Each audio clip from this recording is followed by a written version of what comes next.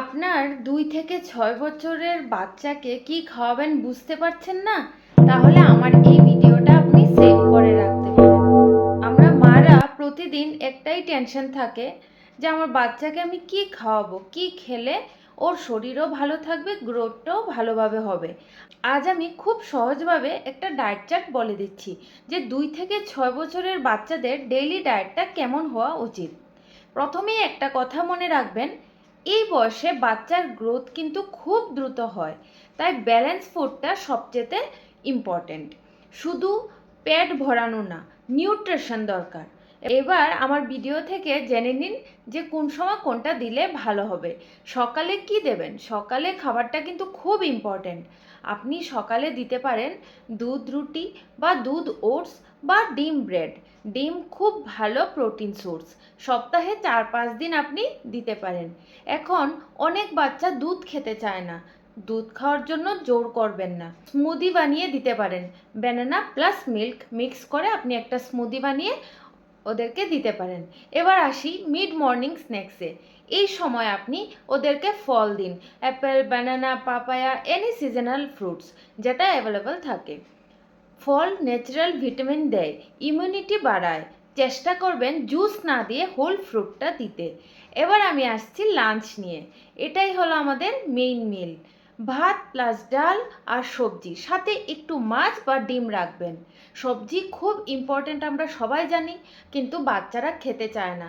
তাই আপনি কি করবেন, ভাতের সঙ্গে বা ডালের সঙ্গে মিক্স করে বানাবেন, তাহলে বাচ্চারা ইজিলি ওই সবজিটা খেয়ে নেবে। যেমন ডালে সবজি মিশিয়ে রান্না করুন। এবার বিকেলের স্ন্যাক্সটা বলি। ট্রাই করবেন সব জাঙ্ক ফুড অ্যাভয়েড করতে। চিপস, চকলেট একদমই দেবেন না। তার বদলে আপনি বয়েলড কর্ন, চানা, বিস্কিটস, মিল্ক, এগুলো হেলদি অপশন আছে, এগুলো দিতে পারেন। এবার আসছি আমি ডিনারে। রাতে হালকা খাবারটা দেওয়াই ভালো। রুটি রুটি সবজি দিতে পারেন বা আবারও ভাত ডাল দিতে পারেন। খুব হেভি কিছু দেবেন না। এখন কিছু ইম্পর্টেন্ট টিপস আমি বলে দিই। প্রথম, ফোর্স ফিডিং করাবেন না।